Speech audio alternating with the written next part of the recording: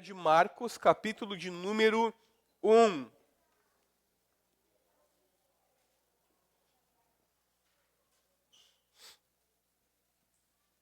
Se você não tem uma Bíblia, você gostaria de usar uma Bíblia de papel, nós temos Bíblias disponíveis ali atrás. E lembramos que a versão que nós utilizamos é a nova, Almeida atualizada, mas você pode ler na versão que você preferir. Evangelho de Marcos, capítulo de número 1. Nós leremos do versículo 14 até o versículo 20.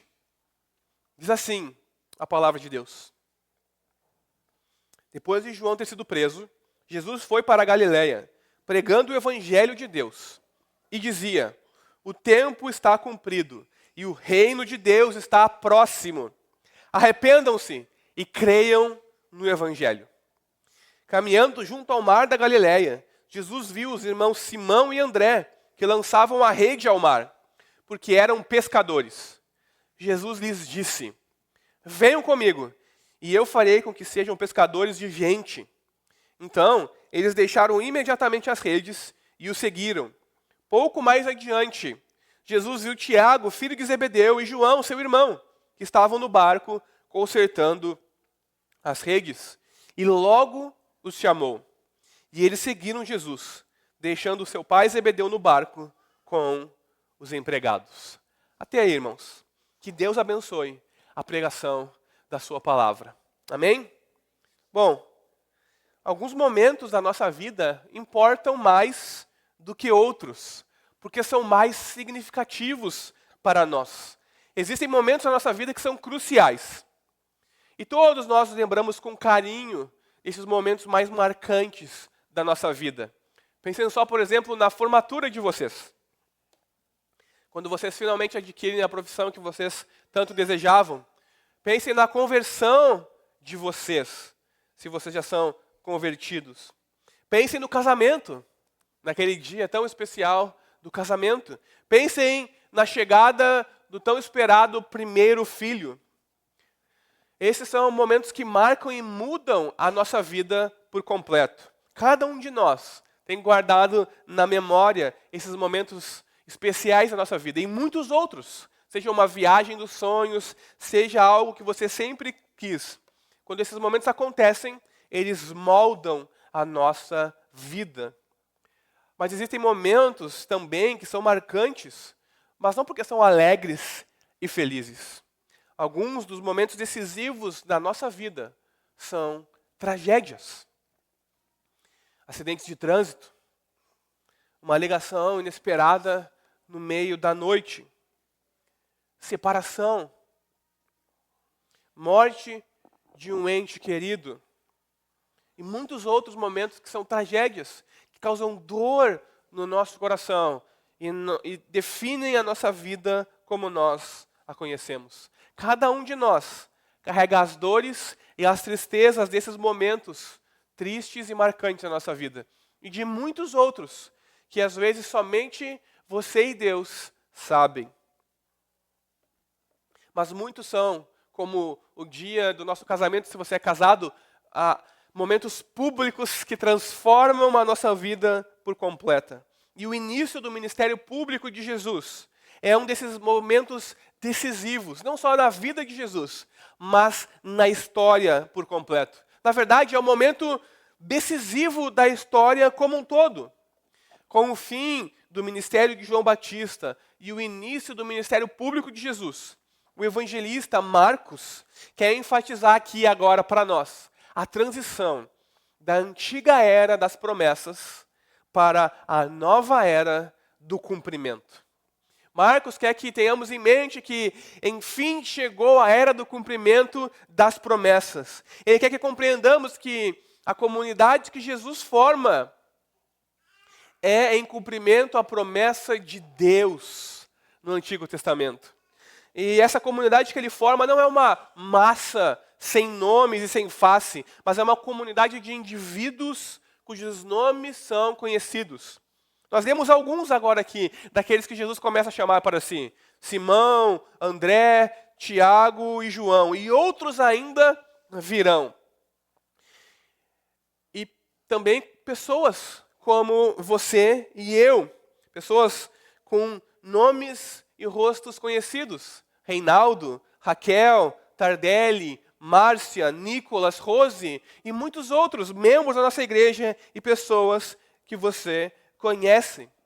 A ênfase de Marcos no chamado dos 4 pescadores que estavam lá, cuidando da sua vida, dos seus afazeres, também como o relato do ministério de Jesus, iniciando, que nós temos aqui, tem o efeito de tornar Jesus o centro e o iniciador de uma nova comunidade que engloba todos os aspectos da vida, porque é chegado o reino de Deus. E esse é o tema dessa mensagem nessa manhã. Deus é o próprio Evangelho. E Jesus é o iniciador do anúncio do Evangelho e do chamado do Evangelho na nossa vida. Deus é o iniciador dessas coisas. E eu quero desenvolver essa mensagem em 2 pontos principais que eu creio que surgem diretamente do texto que nós lemos. E o primeiro ponto é o seguinte: o anúncio do Evangelho e a exigência do Evangelho. Versículos 14 e 15. Jesus ele inicia o seu ministério público imediatamente após a prisão de João Batista. João Batista não era bem visto pelas pessoas, pelos poderosos e líderes da época, porque ele chamava as pessoas ao arrependimento. Então ele é preso por causa da sua pregação. E quando João Batista é preso, Jesus inicia então a sua obra de redenção, o seu ministério público. E ele inicia o seu ministério com as seguintes palavras: o tempo está cumprido. Isso significa que o momento mais maravilhoso de todos finalmente havia chegado. Todas as esperanças e promessas do Antigo Testamento finalmente haviam chegado. E Jesus está, na verdade, ancorando aquilo que ele vai realizar, a sua obra de salvação, com base em todas as promessas do Antigo Testamento, começando em Gênesis 3:15 e passando todo o Antigo Testamento. E esse momento, onde aquele homem da Galileia aparece proclamando: o tempo está cumprido, é de importância inestimável. Porque houve séculos de preparação e promessas. E esses séculos de preparação e promessas estão sendo agora cumpridos com o aparecimento público de Jesus anunciando: o tempo está cumprido. Todas as promessas de Deus estão encontrando agora o seu cumprimento quando Jesus, o Filho de Deus, surge e inicia o seu ministério público. E então começa a chamar os seus discípulos para si e realizar a obra que Deus lhe deu para fazer. O ministério público de Jesus é extremamente significativo, porque Deus está agindo agora de uma maneira completamente nova. Acabaram suas promessas, acabaram suas expectativas, acabaram-se os desejos. O tempo está cumprido. Nós não temos aqui mais um simples profeta. Nós não temos aqui mais um outro homem enviado por Deus para anunciar promessas. Nós temos aqui Deus encarnado, realizando as promessas de Deus. Deus mesmo veio habitar em meio ao seu povo para cumprir as promessas que ele havia feito, a fim de salvar o seu povo. Então, com o início do ministério público de Jesus, nós vemos agora a graciosa iniciativa de Deus para salvar pecadores, como eu e você, entrando em ação. A graça de Deus está se movendo à medida que Jesus está se movendo e anunciando o Evangelho. Lembre-se, o retrato que Marcos está pintando aqui é a respeito de Jesus. Marcos quer que eu e você coloquemos a nossa atenção exclusiva em Jesus, que o foco da nossa mente e dos nossos olhos esteja sobre Jesus, que tenhamos os nossos olhos fixos nele, a nossa atenção fixa em Jesus e no início do seu ministério aqui. Porque o início do ministério de Jesus é a fonte de toda a graça que eu e você receberemos de Deus. Porque ele inicia proclamando: o tempo está cumprido. E ele irá realizar a obra que Deus lhe deu. Eu e você podemos receber graça sobre graça, onde abundou o pecado na nossa vida. A história da redenção, de Deus salvando um povo, o chamando para si, encontra o seu ápice quando este homem, esse judeu da Galileia, Deus encarnado, aparece e inicia o seu ministério público proclamando: o tempo está cumprido. Todas as promessas de Deus apontam para esse momento. Esse momento é um dos mais significativos da história. O momento em que o Filho de Deus surge publicamente, proclamando o Evangelho de Deus. Porque com o aparecimento de Jesus, anunciando o Evangelho de Deus, o reino de Deus, significa que Deus está próximo. Não somente próximo, Deus veio habitar entre os homens. E Deus irá então cumprir as suas promessas. Em Jesus, Deus está iniciando a sua obra de salvação. Em Jesus, Deus está iniciando a sua obra de salvação. Por que isso é importante? Isso é importante porque as boas notícias do Evangelho é que Deus está em ação para nos salvar. Eu e você estamos mortos nos nossos delitos e pecados. Eu e você somos como rebeldes contra Deus. E tudo o que fazemos é pecar contra Deus, é blasfemar contra Deus, é odiar a Deus. Mas Deus não fica inerte. Deus não se deixa vencer pelo nosso pecado e a nossa rebeldia. As boas notícias do Evangelho é que Deus mesmo veio cumprir as suas promessas, porque somente Ele seria capaz de fazer essas coisas. O Evangelho de Deus é a boa notícia de que Deus mesmo realizou o que havia prometido no passado. Deus mesmo veio nos salvar. Por isso, Marcos diz que Jesus estava pregando o Evangelho de Deus. O Evangelho de Deus são as boas novas de Deus encarnado na pessoa do seu Filho, realizando a obra de salvação, nos atraindo para Ele, vencendo o nosso pecado, a nossa rebeldia, o nosso ódio contra Deus, quebrando o muro de separação que havia, nos vencendo pelo seu amor. E eu e você sabemos muito bem dessas coisas. Por quê? Porque todos nós somos sobrecarregados pelo pecado. Nessa manhã, eu e você certamente estamos sobrecarregados pelo pecado. Certamente durante essa semana, você disse ou fez coisas que você se arrepende de ter dito e de ter feito. Certamente nessa semana, você gostaria de não ter feito tal coisa, ou de que aquele dia não tivesse existido. Que você não tivesse magoado as pessoas que você mais ama. Todos nós sentimos o peso do nosso próprio pecado. Todos nós sentimos o peso das nossas próprias deficiências e incapacidades. Todos nós sabemos que, se deixados à nossa própria sorte, não temos salvação. Não podemos nos fazer justos diante de Deus. Porque se olharmos para o nosso coração e formos honestos conosco mesmo, nós sabemos que nós somos maus. E que nós não somos dignos de nos colocarmos na presença de um Deus justo e santo.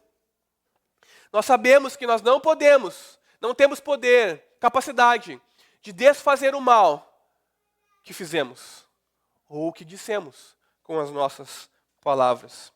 É por isso que Marcos não aponta para mim e para você. É por isso que Marcos coloca Jesus no centro do retrato que ele está pintando.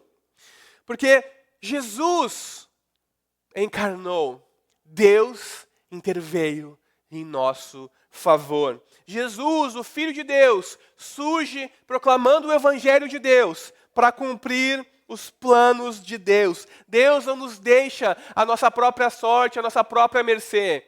Ele apresenta para nós aquilo que nós mais precisamos, de um Salvador.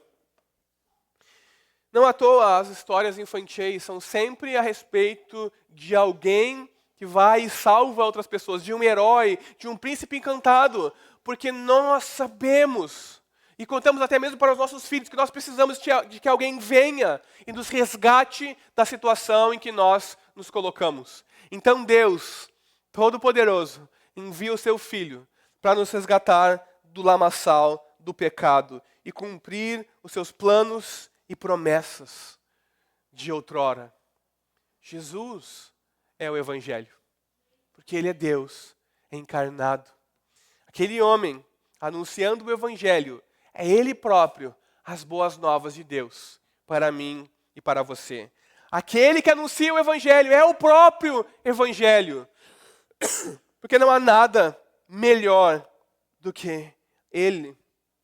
Como Rei do Universo, como Senhor, como Criador, Ele não veio para reinar e ser servido, mas para dar a sua vida por meio do serviço, para servir e resgatar muitos dos poderes das trevas, dar a sua vida em resgate por muitos, por mim e por você. É por isso que o início do ministério de Jesus é tão drasticamente importante, porque Deus está agindo de uma maneira nova e exclusiva, única, inimaginável. Deus mesmo encarna e habita entre homens para salvá-los e resgatá-los do poder das trevas que os prende. Deus está agindo de modo que nós jamais poderíamos sonhar. Ele envia o seu Filho para cumprir todas as suas promessas. E é importante que nós entendamos aqui que o início do ministério de Jesus aponta para o final do seu ministério. Ele inicia proclamando o reino de Deus, o Evangelho, porque no final ele daria a sua vida para resgatar todos aqueles que creem no seu nome e depositam a sua fé e esperança nele. Ele dá a sua vida para que eu e você possamos ser reconciliados com Deus e possamos ter vida com Deus e vida em abundância. Então o Evangelho é as boas notícias de que o próprio Deus está graciosamente agindo para nos salvar. E é por isso que, após dizer, o tempo está cumprido, e nós começamos a entender que Deus está cumprindo seus planos e propósitos, agindo para nos salvar, que Jesus nos convida a participarmos da sua vida, a entrarmos no seu reino, por meio do arrependimento e da fé. Que convite gracioso! O tempo está cumprido. Arrependam-se e creiam no Evangelho. Deus sabe que, como pecadores que somos, não somos capazes de nos acertar com Deus. Não somos capazes de nos tornarmos justos, de estarmos diante de Deus e permanecermos diante do escrutínio e juízo de Deus. Ele sabe que não somos capazes de entrar no reino de Deus. E é por isso que Ele envia o seu Filho, para que o reino dele venha até nós, porque nós somos incapazes de ir até Deus. E o seu convite gracioso é: arrependam-se e creiam. Irmãos, arrependimento denota aquilo do qual se volta. E nós denominamos aquilo do qual nós voltamos de pecado. Pecado é tudo que é contrário a Deus, a sua justiça e santidade. Tudo que é contrário à lei e à palavra de Deus. E é isso que Jesus está dizendo aqui. Arrependam-se. Voltem-se da sua vida de rebeldia, de pecado, de achar que vocês são sábios, inteligentes o suficiente e capazes de administrar a sua própria vida e viver de acordo com as suas próprias regras. Porque isso é pecado, isso é contrário a Deus, há algo melhor, há uma vida mais abundante, há mais riqueza, a qual nós podemos experimentar. Mas para isso precisamos nos arrepender. Precisamos nos arrepender daquilo que fazemos e falamos contra Deus e contra o próximo. E fé denota aquilo para o qual nós nos voltamos. Então nós nos arrependemos do pecado, nos viramos de uma vida de pecado e nos voltamos para Deus por meio da fé. E fé é aquela confiança em Deus e na sua palavra. É crer, mesmo contra todas as probabilidades, de que a palavra de Deus e o que Jesus fez é verdadeiro. Fé é confiar que este homem, Deus encarnado, que está dizendo, o tempo está cumprido, é de fato o Filho de Deus. É arrepender-se dos seus pecados e voltar-se para Ele, cheio de confiança de que as suas promessas são verdadeiras e de que Ele é quem realmente Ele diz que é. E essa é a resposta apropriada ao convite de Deus. Arrependimento e fé é a resposta apropriada ao convite de Deus para entrarmos no seu reino. Porque na verdade nós só entramos no seu reino por meio de arrependimento e fé. Perceba, se arrepender não é suficiente. Porque arrependimento sem fé leva à justiça própria. Eu superei, eu realmente não vou mais fazer isso. Eu consigo, eu posso. Eu consigo entrar no reino de Deus pelos meus méritos próprios. Eu consigo ser um ser humano melhor pela minha própria capacidade. Eu creio que é possível trilhar um caminho até Deus com a minha própria sabedoria, com a minha própria inteligência, com a minha própria investigação. Então, eu vou chegar até Deus. Arrependimento sem fé não é suficiente. E fé em qualquer outra coisa, senão a pessoa de Jesus e a sua obra consumada em nosso favor, não é também suficiente.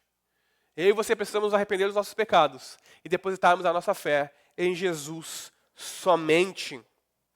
Precisamos crer em Deus e no Evangelho de Jesus Cristo, recebendo gratuitamente, pela fé, o dom da vida eterna. E aqui está a grande diferença do Evangelho de Jesus Cristo para todas as outras religiões criadas pelo homem.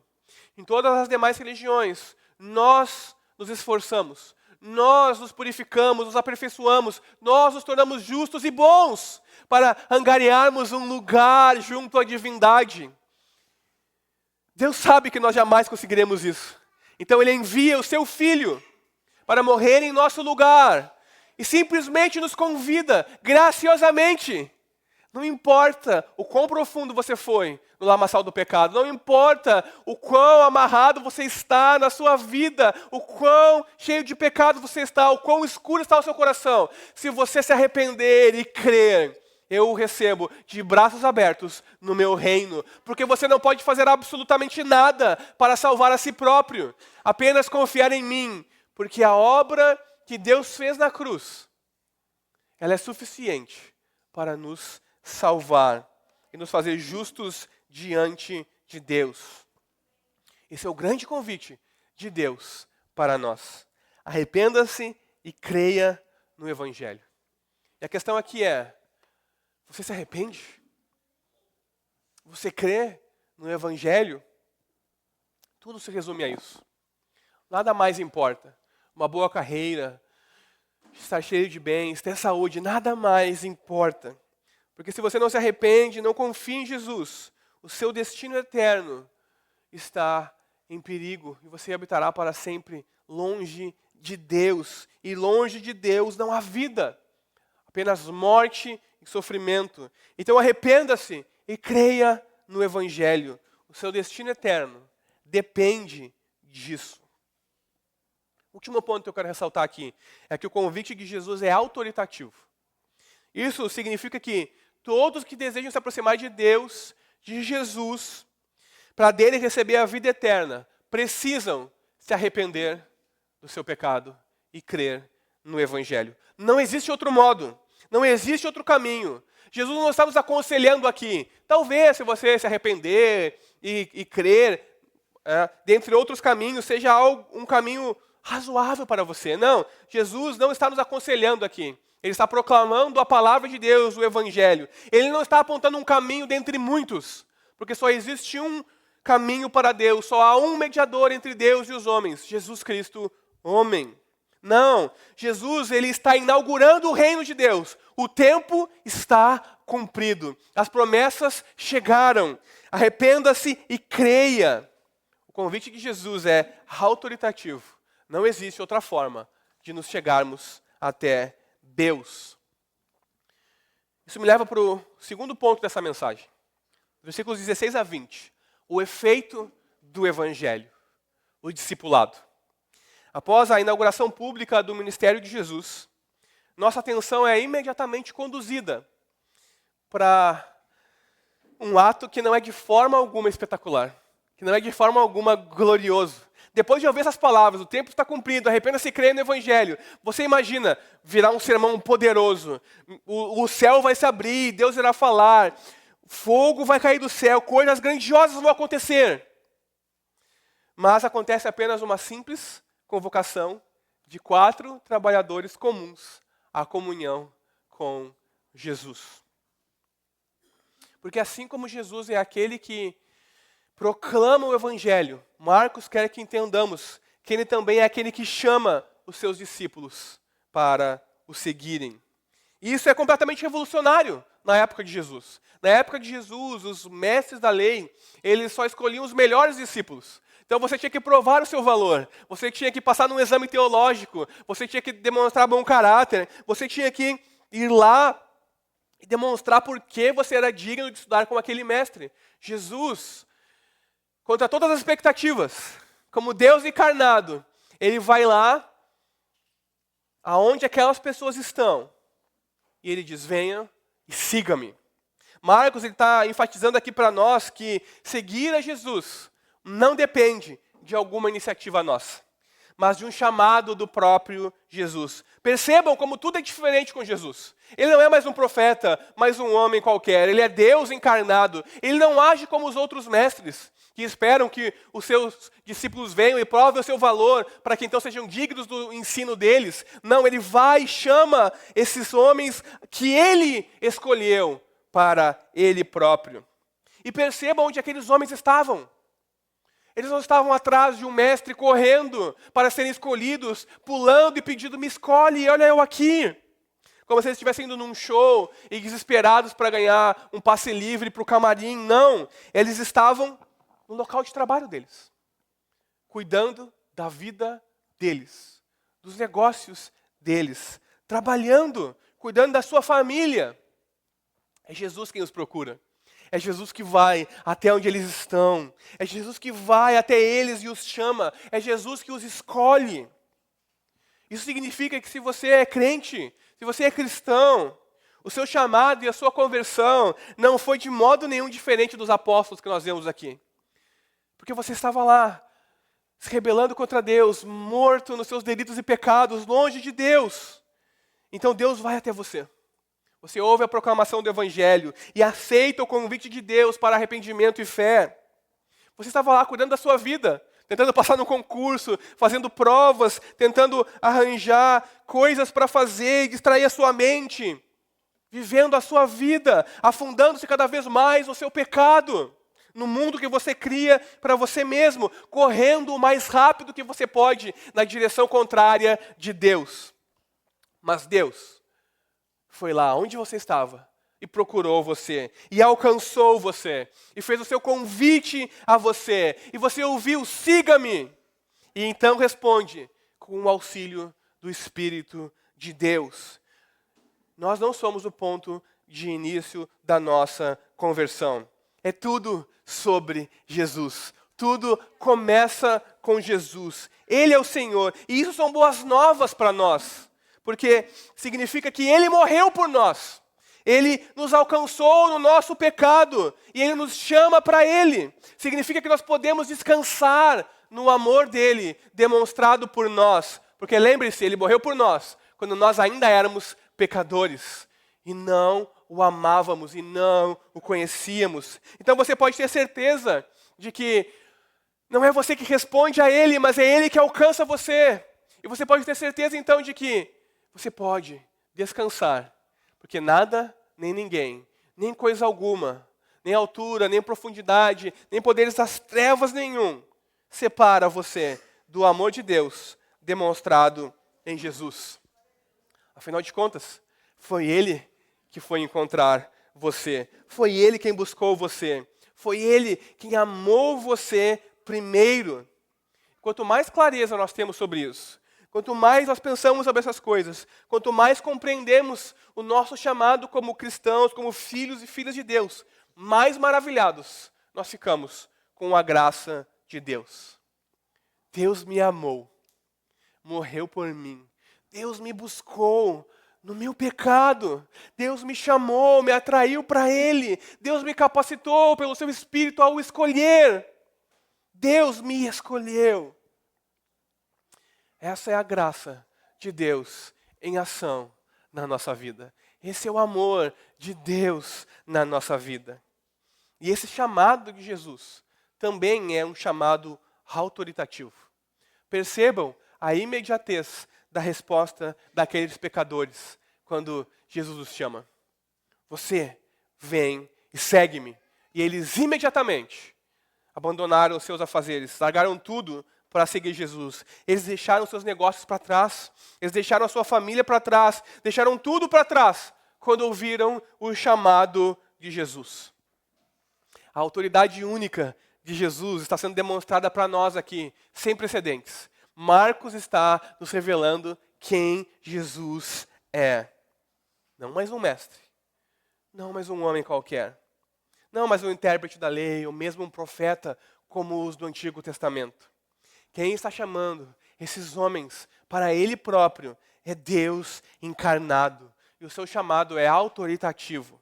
Quando ouvimos o chamado de Deus, a única resposta possível é: eis-me aqui, Senhor. Sim, Senhor. O chamado e a resposta dos discípulos é uma demonstração precisa do convite do Evangelho. Arrependam-se e creiam no Evangelho. Ao ouvirem o chamado de Deus, aqueles homens se arrependeram e creram em Jesus. E o que eles fizeram? Eles seguiram Jesus, se tornaram discípulos de Jesus. E ser discípulo de Jesus é exatamente isso. Seguir Jesus em todos os passos dele. Por mais difíceis que sejam, inclusive nos dias maus, nos momentos de sofrimento e dor. Especialmente nesses dias. Discipulado, seguir a Jesus, significa a submissão a Cristo.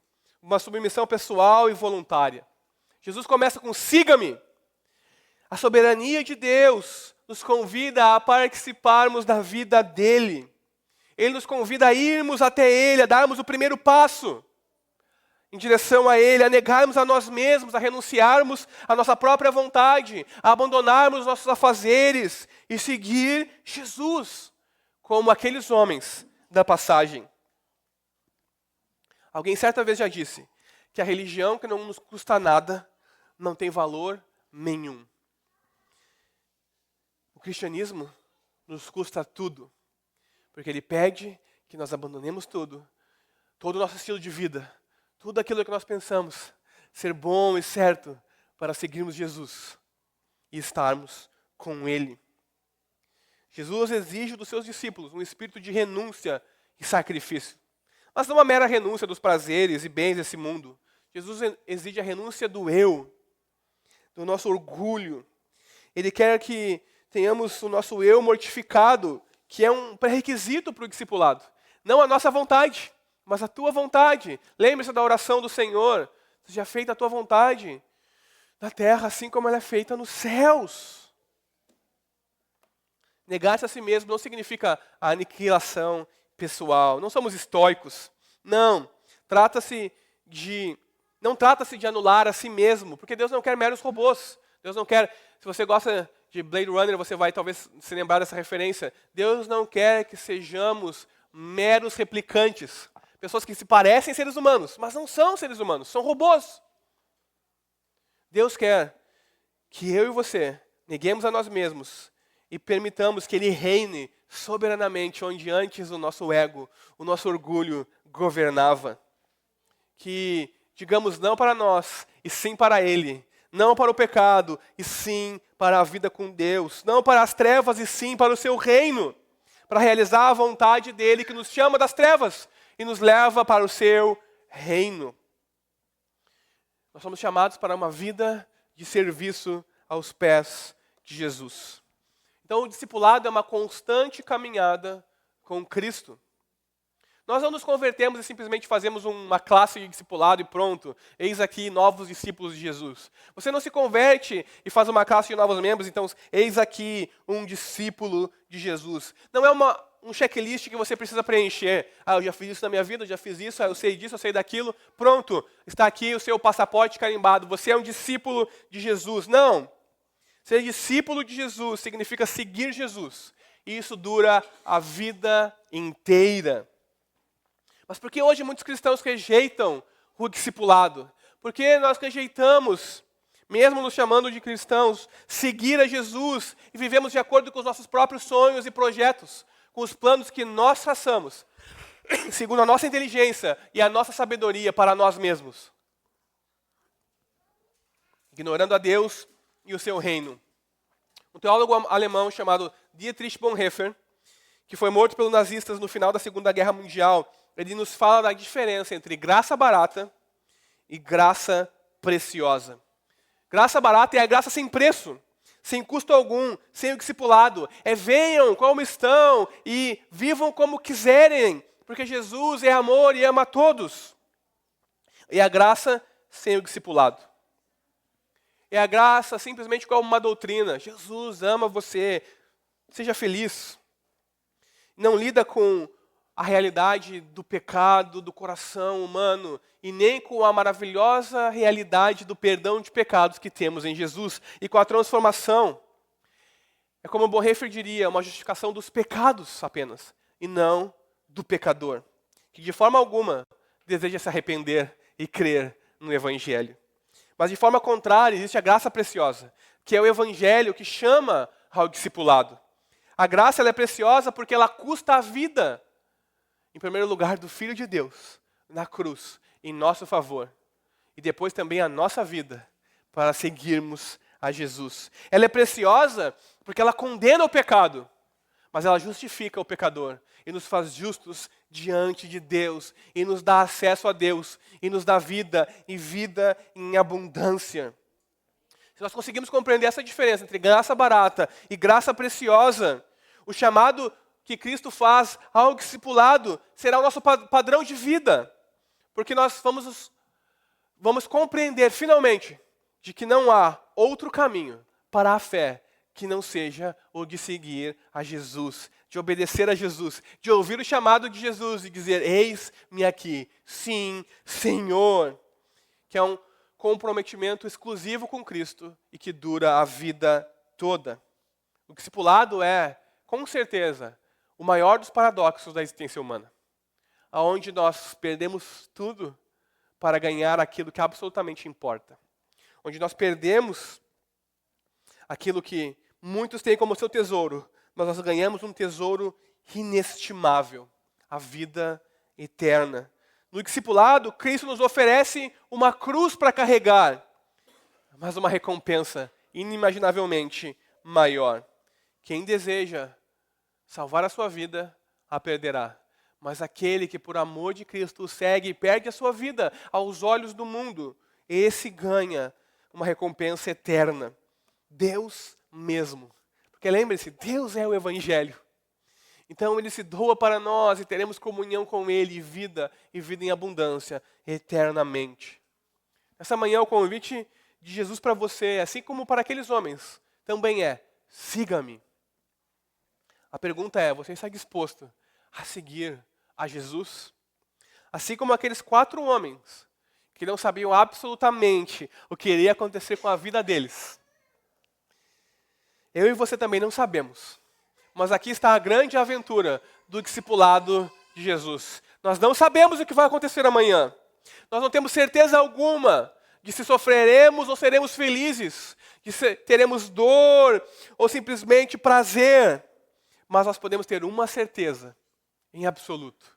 Ele estará conosco todos os dias da nossa vida. Em todos os momentos, em todos os segundos. Ele estará conosco, cuidando de nós.